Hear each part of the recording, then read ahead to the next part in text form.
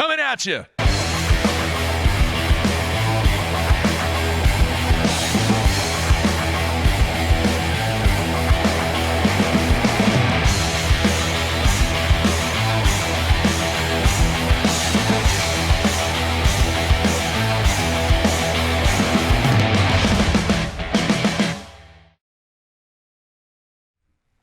Good Monday, everybody. Welcome once again to BTL Bass Talk Live, where we're going to talk bass fishing and anything else that we want to talk about. Yes, we have a pinch hitter this week.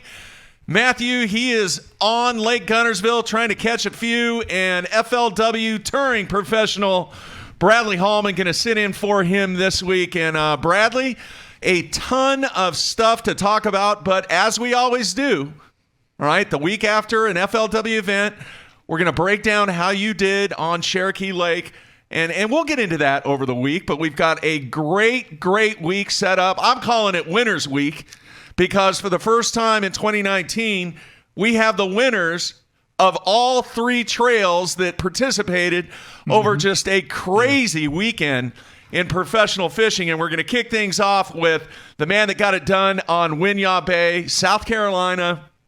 You know, the Elite Series made a trip there before. It was kind of a grind. Took 50 pounds to win. And compared to what was taking place everywhere else across the country in professional fishing, kind of a grind.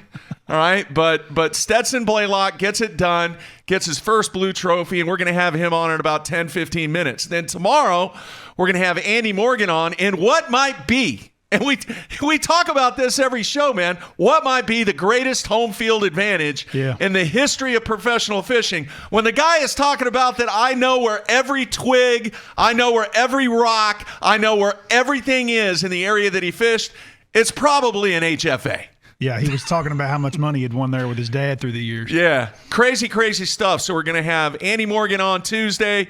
Got it done on BPT stage number 4. And then on Wednesday, the guy that went wire to wire with some amazing looking smallmouth, Mr. Upshaw, right here from Oklahoma, is going to be on Wednesday. And we'll break down his wire to wire victory on Cherokee Lake. So an exciting week. Bradley, couldn't ask for a better guy to pinch hit for Matthew, and really excited about having you in studio all week, man. Man, really glad to be here. Going to miss the Nature Boy this week, but it'll be fun. All right, a ton of stuff to get into, and like I said, we're going to have Mr. Blaylock on here just in a few minutes, but I want to dive into a couple of things. I was just bombarded, Bradley, with emails from fans. And I asked for it. It's on me. I asked for it on how fans over the weekend watched all three trails because it was the first time in 2019 that we had all three going on at the same time. And there were guys that had like 5 monitors and 4 computers. And at the same time, and we're going to talk about this, at the same time, you have the greatest comeback in professional sports that took place on Sunday with Tiger Woods winning the Masters. And I got to tell you, Bradley, I grew up watching what Tiger Woods did in the 90s and the 2000s, and to see what he did was just amazing. With everything that he had been through at the age of 43, just an amazing. And I'm telling you right now, when the numbers come out from the TV ratings on what went down on Sunday, it is going to be astonishing how much the viewership was for that entire broadcast of the Masters on Sunday. And I'm going to throw this back into fishing, all right? All right. How much do you think that people actually knew that the Masters was taking place the weekend when they booked all three tournament trails on the same weekend? Do you think they even thought about it? Do you think that they even thought, well, yeah, that is one of the most highly watched golf tournaments. We've been up against the Masters for years. For years. I can remember fishing an Elite Series event on Clark's Hill the exact same week that the Masters was going on. I was there. And they're like next door to each other. I know. I remember that. Yeah, no, I think the show goes on for sure with our circus for sure. Now, would it be better? Well, I mean, let's go back to the root here. It would be better if everybody had their own weekend and everything went down the way that it should go down, with everybody having their own platform and nobody on top of each other or anything like that. But, dude, there were people that were watching this golf tournament that don't even like golf. That really don't even understand golf simply because of the Tiger factor. Well, they've heard all the announcers talking for years that Tiger would never win another. Yeah. And there's an individual here locally. His name is Jim Traber. Was trending worldwide on Twitter because of this ridiculous bet that he had with a bunch of media people here in the Oklahoma City area. And he said that Tiger would never, ever, ever win a major ever again. Yep. And he's got to pony up a pretty good chunk of change to all the people that he made that bet with. But the point that I'm trying to make is I think that's going to pull away with the factor of dealing with multiple trails being streamed all at the same time. And the Tiger factor, it might be the lowest viewership that any of the three trails see all year long. You agree with that? Yeah, it was tough to follow. I mean, I came home after I got done on Friday, and I'm trying to watch all three, and it was very difficult. I mean, there was a lot to keep up with, a lot going on, and Tiger was not on my agenda. You're not a golf fan, though, are you? I like watching the Masters. Did you even know what was happening? I did. I did know what was going on. All right. Yeah. Because I watched a lot of the morning shows here in the Oklahoma City market, and there were weather people, there were news people, there were people that admitted on the air, hey, I'm not a golf fan, but I was glued to the television because of what was taking place and everything that he had been through. So I don't know. Now, I want to go back to Major League Fishing here real quick. There were two things that took place while I was watching the live content that I picked up on. Right. The first one was after every fish was caught by the MLF anglers, they had to sign a piece of paper. Yeah, and I thought, wow, that was really weird. What's up with that? Why did they make that change? I had no idea. I actually noticed it too myself, and I thought maybe they had some controversy between what an angler thought his weight was at the end of the day and what was actually recorded. Maybe. All right, so I reached out for Major League Fishing, and I actually got an official statement from Steve Core, who is the director of operations, and I'm going to throw this up on the screen right now. And here's his statement, and I quote, "The signing of the manual score tractor sheet is a way to verify that the weight called by the MLF official is written down correctly. When an angler is catching fish on consecutive casts during the competition, things can get a little hectic. This measure has been put into place to ensure that the angler gets credit for every ounce they catch." So I get it, man. I understand what they're doing there. So obviously what's happened is he called out a number and then wrote down a different number, and they've got that all recorded, and then went back at the end of the day and saw that there was the difference. I don't know what they're going to do when they have inclement weather. Rain, wind, all that and everything. So that's what they did. Now, the other thing that took place was I was watching Score Tracker. You know, I had it split screen, and then all of a sudden I noticed that they had taken away the average weight per fish. So, like, if you had, 10 fish and you had 20 pounds, well, then your average weight per fish is 2.0. Simple math there, all right? They took that away. And I was just like, I was intrigued by seeing what the average weight was, even though it has no bearing, because the only number that matters is the total weight number each round, because obviously they drop weight and all that stuff that took place prior to the final day means nothing except for the top 10 guys that make the final round. So once again, I reached out to Major League Fishing for a statement on why they did this. Mr. Rux. And I got a response back and got a statement from Mr. Rux. And here was his statement. MLF has always focused on what fans want to see on Score Tracker. The average fish weight is less important than the angler's total weight for the day. Our anglers are extremely excited about the fish they are catching and their total weight per day. And we are happy to be able to continue to provide that for our fans. Now, I get it. Very corporate statement, very understanding statement, but at the same time, why expose something that doesn't need to be exposed? Because when people look at that, the subconscious or the thought process or the perception, even though it's true, the perception is when you look at that number, oh, well, he's only averaging 1.2 pounds per fish. But it was an interesting number in certain events like Toho. Was that the first one of the year? Yeah. So Ish was leading in at the top all the time, and his number average was really, really high as opposed to Gags. Anthony was catching numbers, and his number was a lot smaller. And they were both at the top. That was an interesting statistic to look at going into the final 10 cut day. Yeah, absolutely. So it is what it is. I get it. I totally understand it. But at the same time, I think it was a glaring indication of, are the guys catching bigger fish or are they catching numbers? Right. Well, the object of the game on that side is to do what? You got to catch as many as you can. Bottom line. And until people understand and really start to grasp that it's a totally different game, it's like NFL football and Canadian League football. It's two different things. Big still count, though. Everybody keeps talking about the small fish. The big still count. They do. A lot. All right. But time is now the really, really big factor. Because you only have a certain amount of time. Yes, I know you get 8 or 9 hours when you're trying to catch the best 5. I get it.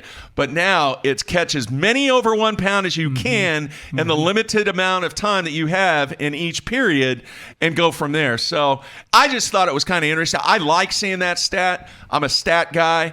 But I can't thank MLF for responding to my request, and I apologize for the little typo there on the first one, but I'm human. I'm fighting through it, and can't thank Don and Steve for getting back with me and giving an official statement on both of those elements. All right, man. That didn't bother you? It didn't. That's a stat that, it could come or go. It doesn't matter. I'm with you, but... Now, if you take off the total weight, then, we've got a major problem. Then... Major problem. Then yeah, that's the way it goes. All right. Last thing I want to mention, and then we're going to take a break and get to Stetson. Interesting thing that went down with Major League Fishing yesterday also for the Final 10.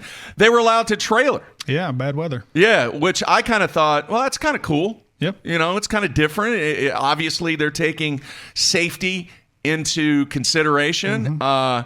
And who knows what the logistics were on whether or not they could extend it for another day. I don't know. They were some thunderstorms. It wasn't like an all-day event. I don't think so. I think it was like a really built-up part of that tornado stuff that went through Texas was coming through. So safety, obviously a priority, and I get it. I totally understand. But I'm going to throw this out, and I do not know what the background or what the logistics were of whether or not they could pull this off. But when I found that out, the first thing that came into my mind is, why did you not extend it one day? And hear me out on this. This is why. We all want the day extended because we all want to watch it on Monday. That's what I'm saying. It is proven. It is a fact.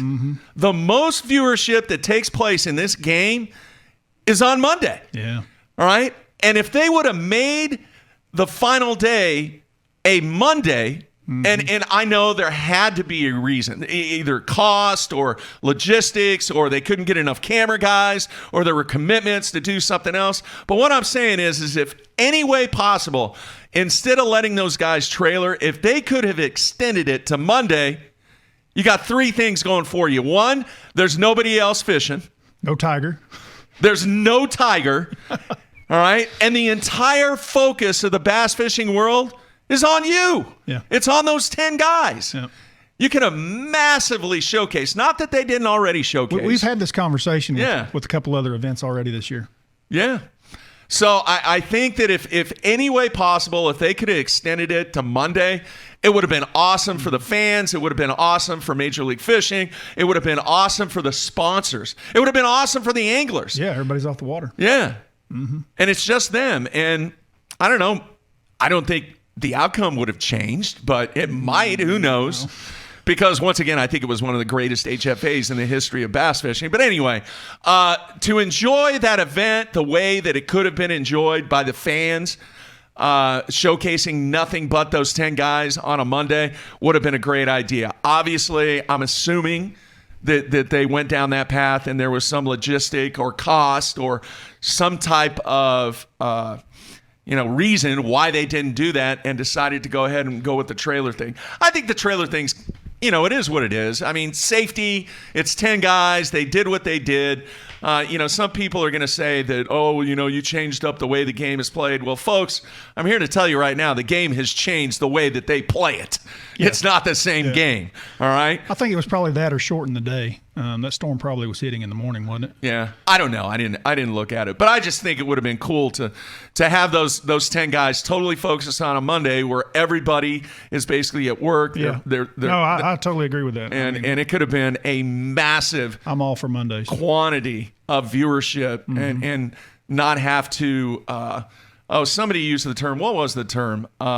Saturated on Sunday with everything that was taking place. It was. So we'll see. All right, we're going to take a break, come back with a man that grinded it out on Winyah Bay, and I'm interested in talking to him whether or not he even thought about making that super long run. He kind of, I understand, 18 or 19 miles away. He wasn't far. Yeah, he wasn't far. He wasn't as far as Scott was. He's red hot, dude. Red hot. He is lighting it up. All right, we're going to take a break, come back with the Stetson Blaylock. Everybody stay tuned. We'll be right back.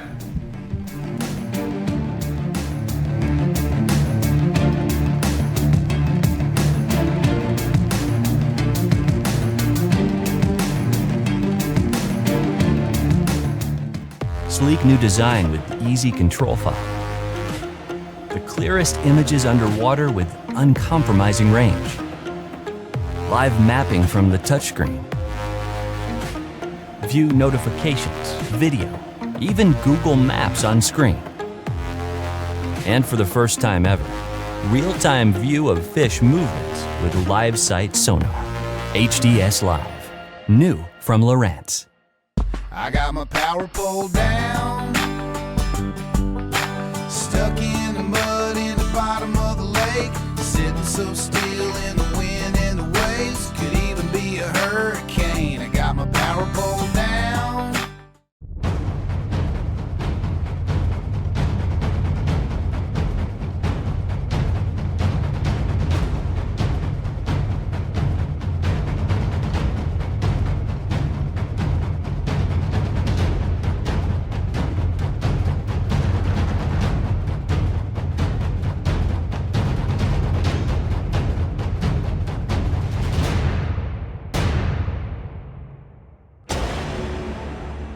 AFCO has a new foul weather rain suit called the Hydronaut. A lot of the features that I really like about it first is the speed vent hood. If it's raining out, how a person gets wet is when you run down the lake and the hood comes down. With the speed vent hood, it's going to stay up. It has a camera mount in the pocket on the chest. The Hydronaut has a 2-layer, 100% waterproof nylon shell. If you're interested in a rain suit that has a lot of cool features that's going to keep you dry, you need to check out the Hydronaut from AFCO.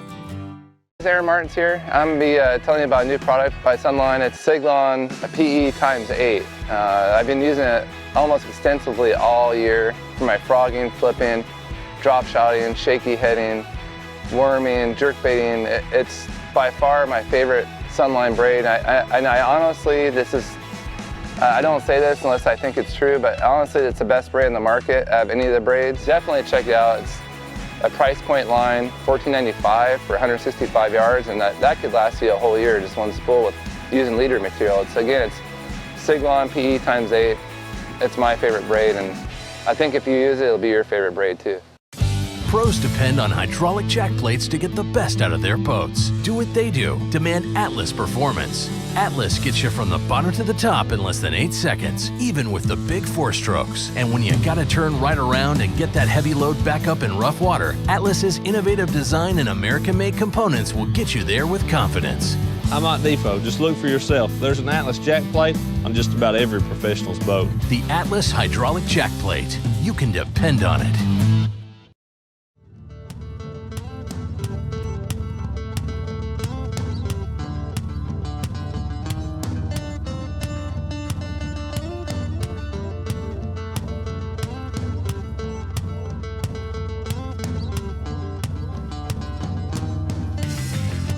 All right, we are back on a Monday, and we are ready to go to our special guest, kicking off a great week here on BTL.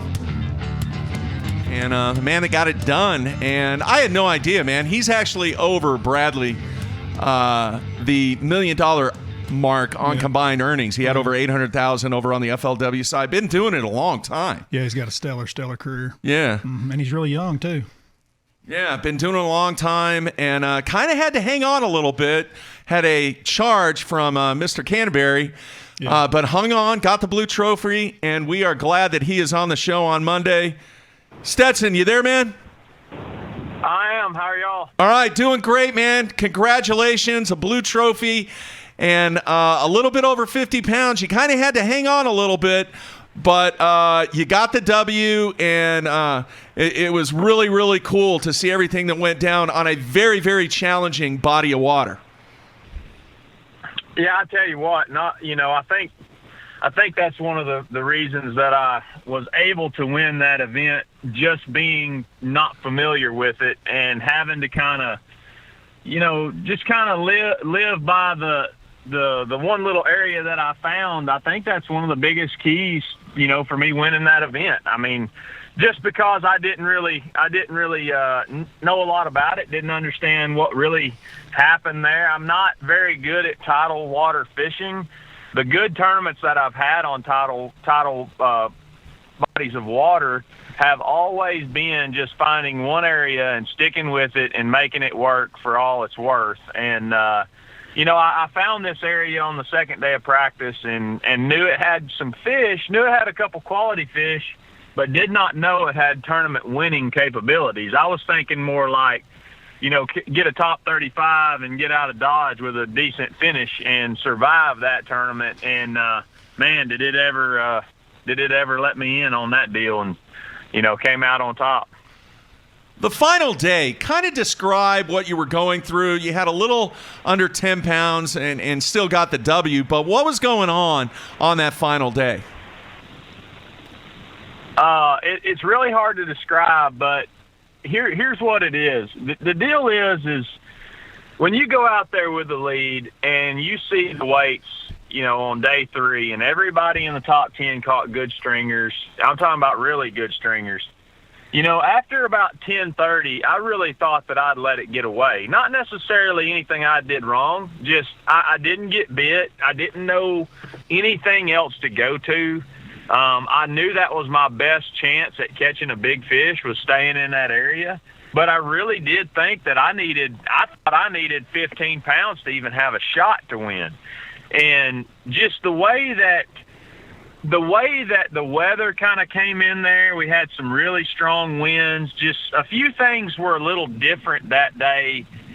And all that area in there where we were fishing just didn't even feel alive. It just felt like that, that they had absolutely changed up. And me not being able to catch any good ones early, it really, really did disappoint me. And I figured that I'd, pretty much given that one away. Did you, during practice, did you even take a look at what was going on down at the Cooper River? And did you spend any time in Charleston Bay headed that direction? I did not. And I think it was more because having a good tournament at Hartwell, I had to, drive all night to get over to Winyah Bay, so I didn't get out on the water until about noon on the first day of practice. And that was really the difference in, me choosing to stay close. If I had not done well at Hartwell and drove on over and had a couple days to think about it, I probably would have practiced at the Cooper River. But me doing good at Hartwell and keeping me there till, the night before practice started and having a short day, I didn't have an opportunity to think about it too much. I just had to make a decision, and I made a quick decision to stay there at Winyah Bay and not make the run over to Cooper. And I think that was the biggest, the best decision that I could have made, and the decision for sure that got me the win, no doubt. Bradley, I think this is the greatest performance, back-to-back performance in back-to-back weeks in the history of the Elite Series. He finished second before, and then he gets the win here, and I don't think that's ever been done. Any previous experience on this body of water? I mean, did you take time out to practice or anything like that, Stetson? The funny thing is I guarantee you, out of all 75 of us on the Elite Series, I did the least amount of research and the least amount of preparation and pre-practice for the Winyah Bay of anybody there. No doubt about it. All right. I'm sorry. Go ahead.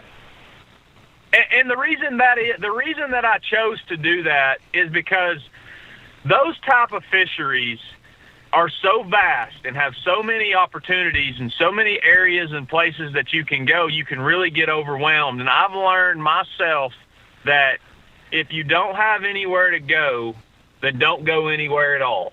And that's what I did. I chose to stay. I mean, the run that I was making took a little over 10 minutes to get to where I was fishing. Wow.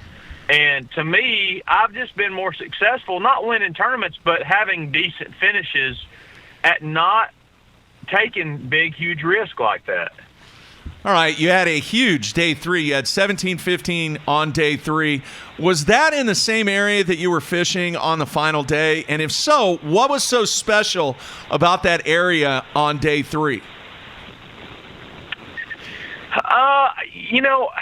I caught every bass in the same area. Every fish that I weighed in except one. I caught one bass the first day.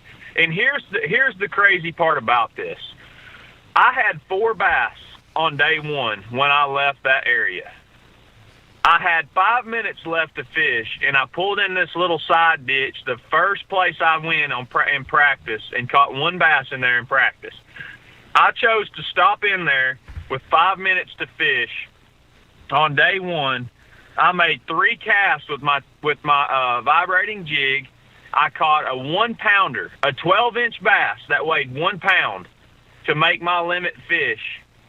And I just now thought about that decision to go in there and get 1 bass to finish my limit on day 1 was critical in winning this event.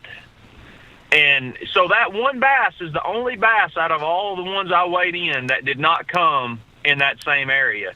But what made day 3 so special in there, in my opinion, was we cut the field from 75 to 35.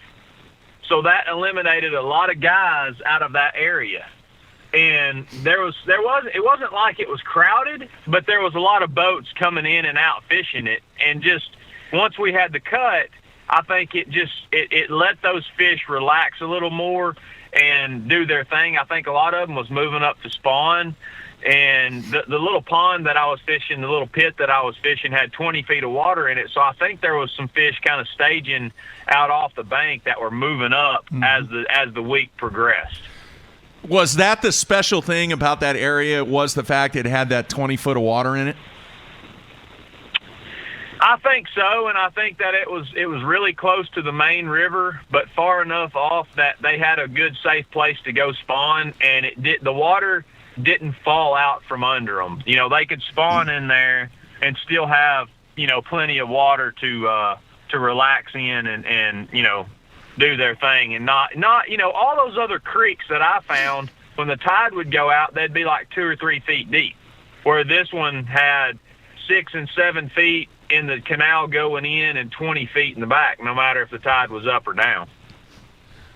Man, you've been doing this a while, but you're still fairly young. We talked about it before you came on with your combined earnings. You're over $1 million now. And this year, you're third in the points in the Angler of the Year standings. You've got 3 top 10s. Why so much success this year? Well, people can argue whatever they want to and say that, the Elite Series is not as strong. But I'm going to tell you right now, the Elite Series is strong, and it is super strong. And it is a challenge no matter who's there to be successful on the Bassmaster Elite Series. And I'm telling you right now that the last 2 years, I have made some of the most poor decisions in my career that I've ever made. Just not doing wrong thing. I'm just talking about timing issues and not being able to have a clear mind when I make decisions. And the last 3 events, I started out the year in Florida at St. John's, the same deal. I finished 52nd and was, inches and minutes from making a top 10 there. I'd found bedfish, and I'd fish for them and leave and come back, and somebody would be sitting on it and catch it right when I came back. Just things like that those are decisions that if I would have stayed 10 more minutes, I might have caught those fish. Mm-hmm. So after St. John's, I just made my mind up that, I had 2 good tournaments, lakes that I really like and feel comfortable, Lanier and Hartwell. And I just wanted to turn things around, and man, did it ever turn around with an 8th place there. I think I finished 8th, and then a second at Hartwell, and then being able to win at Winyah Bay. It just kind of got me back in the groove of making right decisions and it feeling right, because that's the deal. You can make good decisions, but if they don't, you're still not going to be successful. And being able to have a clear mind, and when I say it's time to go and I go, I don't second guess that decision.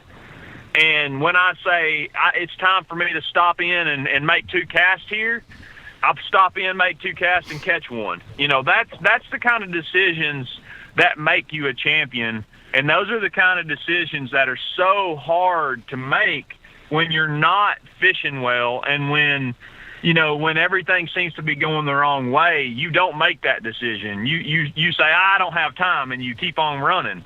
But being able to, fish good, have good decision making, and just being on fisheries that will allow you to be successful in your strengths is the biggest keys to that. All right, before day one, how dialed in do you think you were with the fact that you got there a little late, obviously with your performance at the previous event, but confidence-wise, how dialed in were you after practice and as you went into day one? Well, it's funny because I didn't have a good practice at all. I mean, I literally found one area that I thought, if I'm going to cash a top 35 finish here, I've got one area here that I'm going to have to make it work. So when you say confidence, I had all the confidence in the world that I had found an area that I'm at Winyah Bay, and I think I found a good enough area that I can finish in the top 35, and that's huge for me here because I had no idea what was even going on there. And I'm like, man, if I can just top 35 this and get out of here with a decent finish, it's a huge success for me this week. And I think that was the confidence that I needed to make the most of that area. And just being able to win in that area all 4 days, that's unheard of. I mean, that stuff doesn't happen, especially to me. But dialed in, I was as far from dialed in as you could possibly get. I just knew that there was enough fish in that area, and I feel super confident finesse fishing. And the whole deal for me was day one, being able to get in that area, outfish the other guys that were in there, and set the pace for the week. Very cool. Very cool stuff. Bradley? Stetson, what I was wondering about was kind of things you were talking about with the emotional roller coaster. Mark and I are always talking about that in this sport, and how high the highs are and how low the lows are. And guys think, well, they come from year to year or week to week, and they do, but sometimes they're day to day. And talk a little bit about yours. So, you finish day 3 and you're on top of the world and you're feeling pretty high, but then Sunday you go out there and you're not meeting the expectations that you were expecting. And then somewhere throughout Sunday, something has to change and you're coming in and you're not feeling real good. But at some point, talk about that where you get in and you realize, hey, this thing may not be over and I may not be out of this. Well, this is probably one of the oddest tournament wins that has ever happened. And what I mean by that is me and Corey Johnson were in first and second. And, I know going out there in the lead, I know I have to catch 15 pounds to hold off these guys, at least.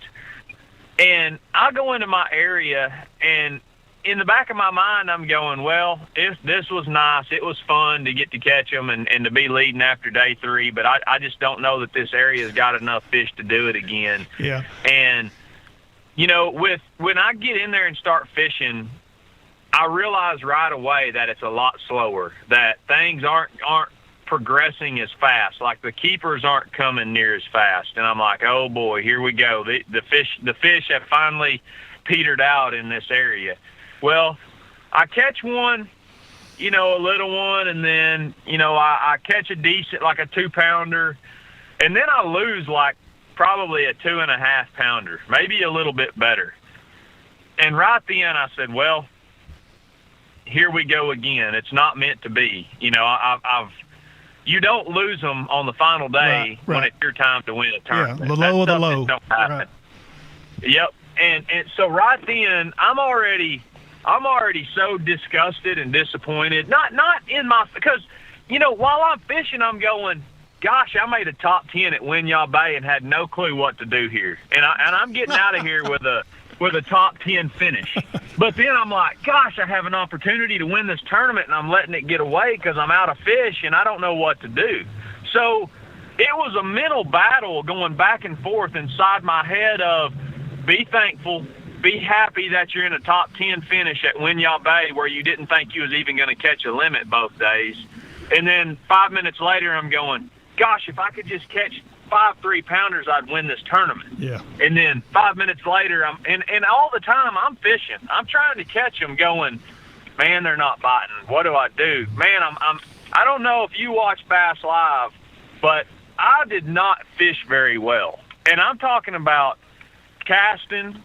I'm talking about, and it wasn't anything that I was doing different. It was just my stuff was not going where I was trying to put it.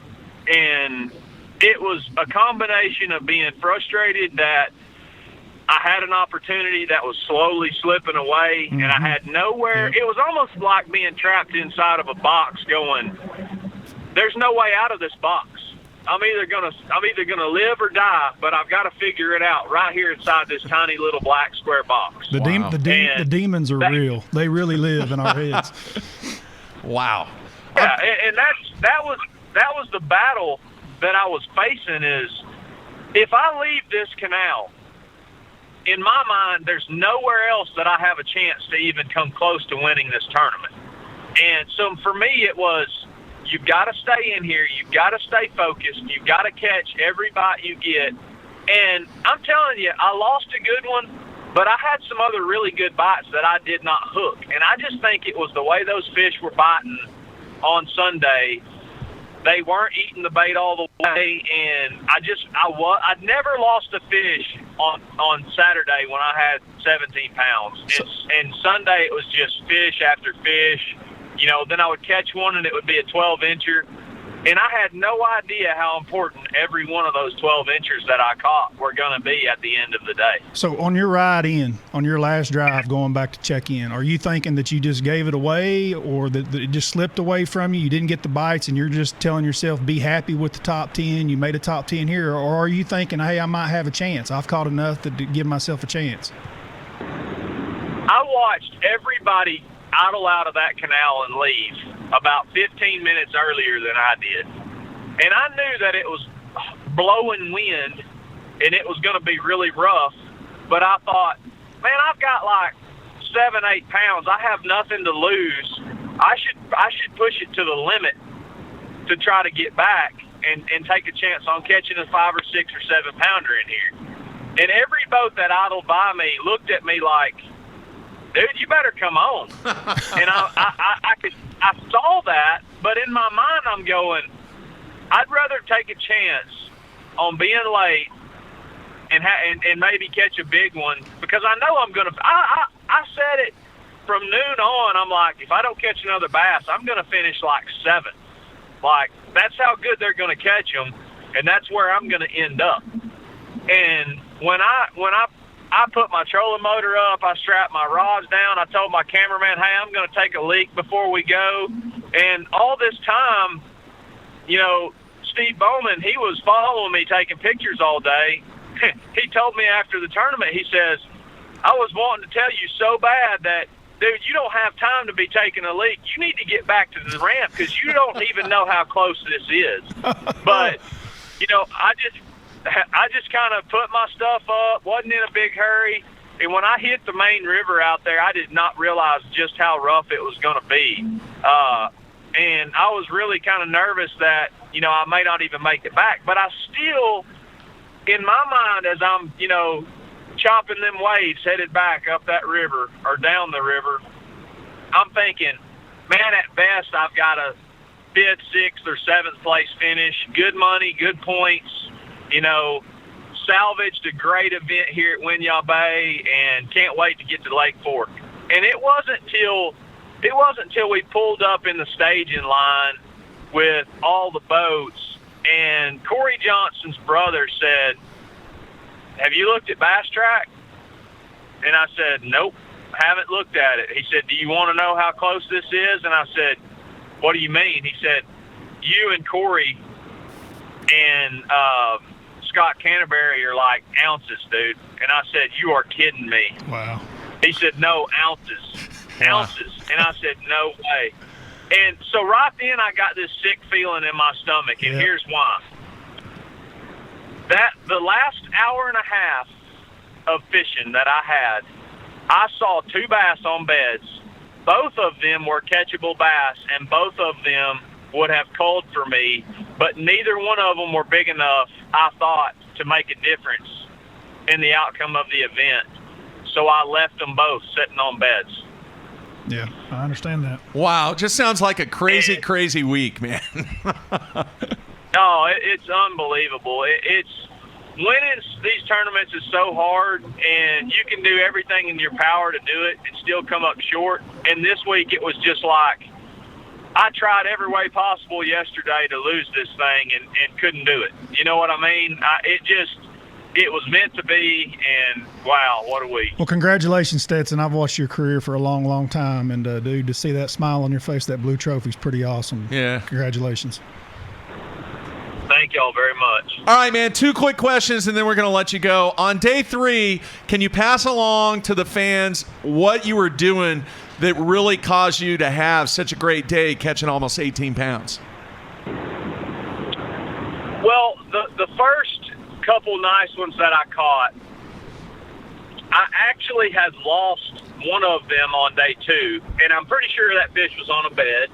So I knew right where to throw, and first cast, she bit it, put her in the boat.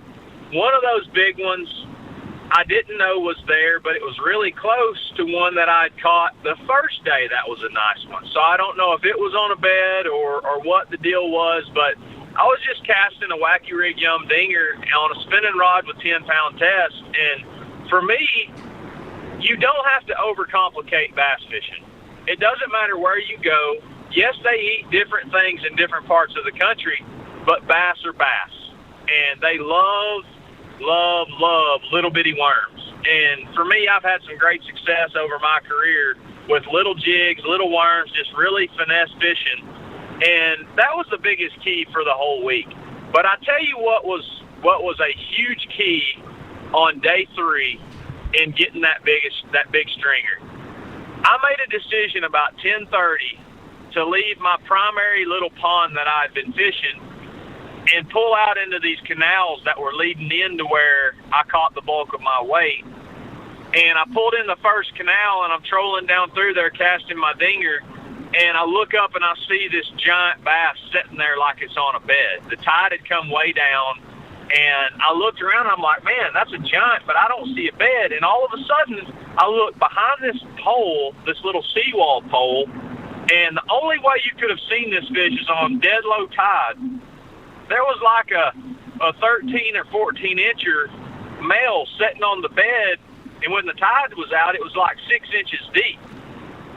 And so I knew right then that that female belonged to that bed, and if I could figure out how to get her to bite, that I would have a really nice stringer. And man, it took me a little bit. I had to catch the male. She swam off.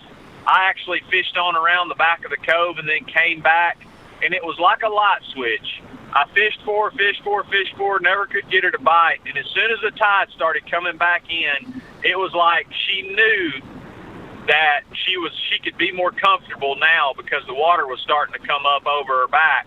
And she immediately got aggressive, and it didn't take 10 minutes, and I finally got her to bite, put her in the boat, and that was my biggest fish for day 3. I caught that fish at like 1 or 2 o'clock in the afternoon, and that was definitely the difference in having that stringer and being able to win the tournament.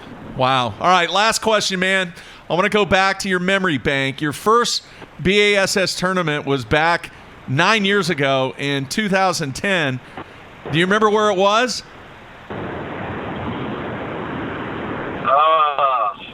Was it an open? It was an open. It was a Northern Open. Was it James River? No, it was in Detroit. Oh, yeah. At the Detroit River. Yeah. St. Lawrence and Erie. Yeah, I do remember. All right. What do you remember about that? And was it one of those things of, wow, this is pretty cool, or what have I gotten myself into?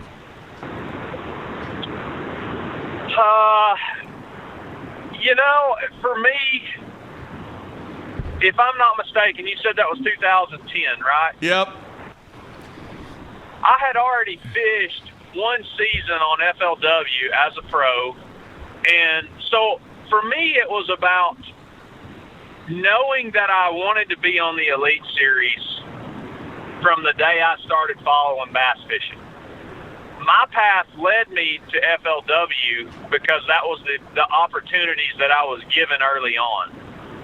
When I started fishing those opens and seeing some of the names that were in those, and knowing that if I wanted to make the elites, that I had to do it through those opens, that first year and those early years of my open career, I had no idea how hard that was going to be and how big of a challenge I was up against. It took me 4 years to make the elites. And you can't have a bad tournament in those opens. And I'll say it day in, day out. The opens are the hardest trail that there is to fish and be successful because you're fishing against tour level guys from every trail. You're fishing against open guys that are really good fishermen, and you're fishing against locals that just want to fish that open that's on their home body of water. So those are the toughest trail, in my opinion, to fish, and it's the toughest qualification there is to get to the Elite Series. And I do remember those early years, and I had no idea how tough that was going to be. Well, you did get a win back in 2009 on the FLW Tour also at Lake Norman. So it wasn't like you didn't have experience or knew what it was like. But I always like getting guys' take on that first BASS event that they fished to see if there was anything crazy that happened or, whatever the case is. There was. I'll never forget on that event. I just remembered it. It was like rough. I'm talking about, that was like my second year to fish as a pro, and I'm trying to run to St. Clair from Elizabeth Park at the mouth of Erie. And I wasn't running out to Pelee Island on Erie. I was running to St. Clair, but it still took me like an hour and a half to get where I was going. There there was 4 or 5 footers in the river, and then like 6, 8 footers out on St. Clair that day, and I'll never forget that. It was one of the roughest rides I've ever been on, still to this day. Wow. Well, dude, you got the blue trophy, and you had a tremendous week at Winyah Bay, and the rest of the season, there is 5 events left, I think is what we came up with, Bradley? I think that's right. Next stop, Lake Fork, and things kind of set up for you pretty well the remainder of the season. So looking forward to see what you do. 3rd place in the Angler of the Year race, chasing right now Patrick Walters, who's just having a crazy good year. But you got the blue trophy, man, and we wish you nothing but the best the remainder of the season, and can't thank you enough for taking time out today. Guys, I sure appreciate it. It feels good to get the win, and, man, I'm looking forward to the rest of this season for sure. All right, man, be careful. We'll talk to you soon. Okay, thanks, guys. See you. Later. See you, man. All right, there you have it. Stetson Blaylock. Wow, kind of interesting that he wasn't dialed in at all, man. It sounds like he had nothing, and he was just focused on surviving, and he ends up winning. He definitely was confident with quality to be able to cash a check out of there, right? Yeah. There's a lot to be said sometimes. We get in areas that we're not familiar with, so we're just stuck in one place. You don't have any memories calling you other places, and sometimes it works out to be a good thing. I'm with you. All right, a couple of things that we have to cover. We talked about the Tiger thing, and once again, it was one of the most incredible things that I've seen in sport. Yeah. But at the same time, this past week, we had a very, very sad thing happen in the world of fishing and in the boating industry with the passing of Irwin Jacobs, and just a sad, sad deal. And obviously, our thoughts are with the Jacobs family and the amount of contributions that he made to the marine industry and to the world of professional fishing. And Irwin was he was a very unique individual. And he was definitely a trailblazer. Very strong. I mean, he was very, very strong in the way that he did business. The companies that he formed. He was a person that went in and took over companies and bought companies and then ended up selling them. But an iconic person in the game of professional fishing. And it was just sad. I was shocked when I got the news. I was actually in class teaching, and I had a friend text me the news. So I don't know what else to say except, man, he will be missed. He was a man that made many, many contributions from a charity perspective to so many organizations in the Minneapolis area. And some people didn't like him. Other people thought that he was an innovator and really did some unique stuff when it came to the game of professional fishing. So he will be missed, and hopefully things will continue in his name and move forward with what FLW has going on. But just a sad, sad, sad week. All right. I mentioned Patrick Walters, the guy who's leading the Angler of the Year race. Dude, this guy, he's having an unbelievable season. He finished 7th at Winyah Bay, 11th at Hartwell, 22nd at Lanier, and then a 4th place finish at the SJR. Dude comes right out of college. He's another college product. Yeah. For sure. Yeah, right out of South Carolina. And he's just lighting it up, killing it. Young kids, and I was reading some info on him, and one of the things that it really intrigued me about his background is he made the statement in a story about that he probably wouldn't have finished his education if it wouldn't have been for college fishing. And that's an aspect, Brad, that I had never really thought about. Yeah, how many guys would finish. continue their education simply because they are given the opportunity to fish collegiately, and if that wasn't there, they may not go on to get their college degree. I've said it many, many, many times on this show. I think that is an important part of the process of becoming a professional angler in whatever tour that you choose, is to always have that backup. And it's been duly noted numerous times on this show. That's both tours now. Yeah. Look at who's leading on the FLW tour. College, right? Miles. Yeah. Yeah. But, oh, by the way, I don't know. Matt came on. We had John Cruz on last week. Okay. And Matt came up with this just wacky. In fact, it might still be sitting there. This correlation between the number 23 and John Cruz. I mean, it was mind-boggling how many correlations with all of his stats over the years I see it. that are related Yes. to the number 23. Is that still sitting there? It is. It is. Okay, so I get 23rd in AOY. Yeah. 23rd last year in 2016.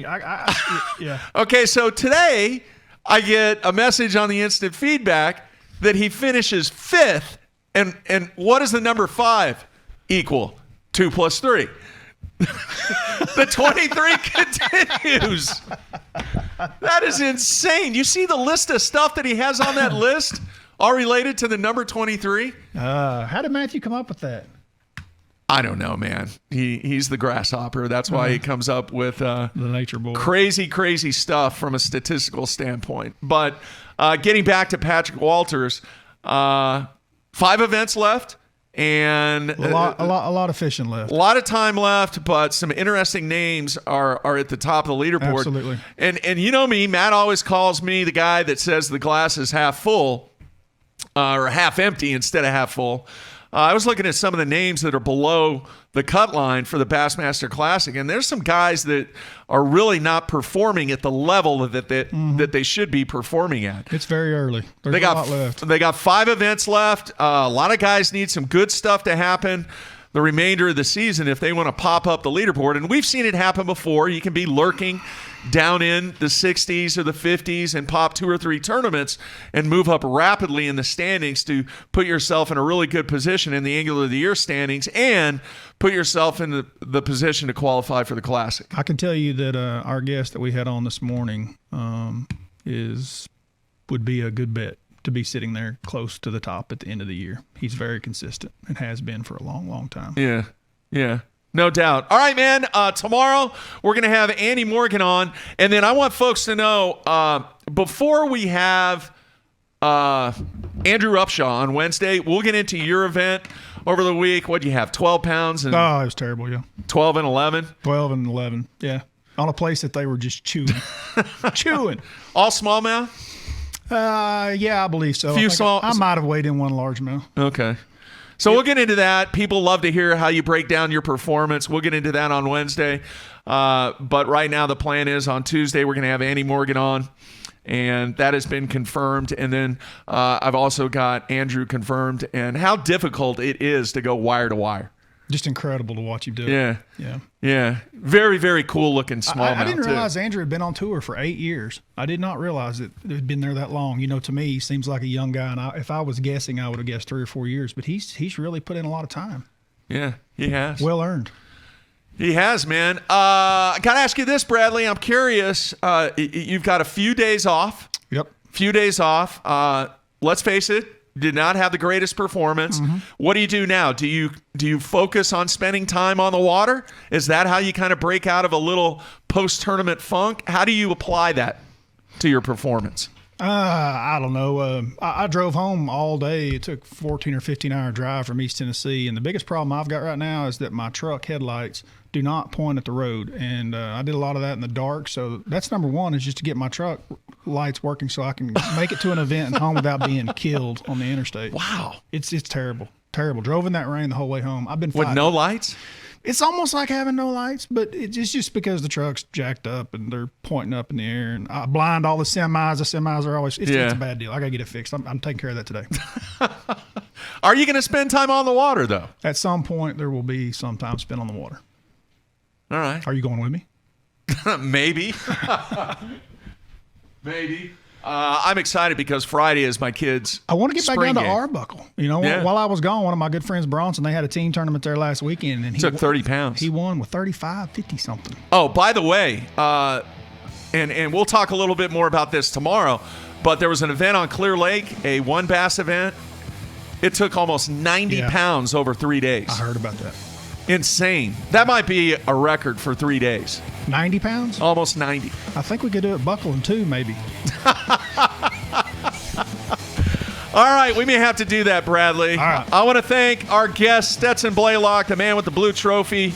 taking part in the show today. Wish him the best the remainder of the season. Tomorrow, Andy Morgan. I also want to thank Charity, the MLF media person, Absolutely. for getting back to me with all of my questions. Really appreciate all the help on that, and thank the answers that we got on some of the questions that we had on Major League Fishing. So everybody be safe, enjoy the weather, try to get out. We will be back right here in studio again tomorrow, 8:30 a.m. Central Time. Make sure if you're listening to us on iTunes that you rate us and review us. It goes a long way for us. Bradley, thanks for pitch hitting this week. We'll be back tomorrow, same time. We're out of here.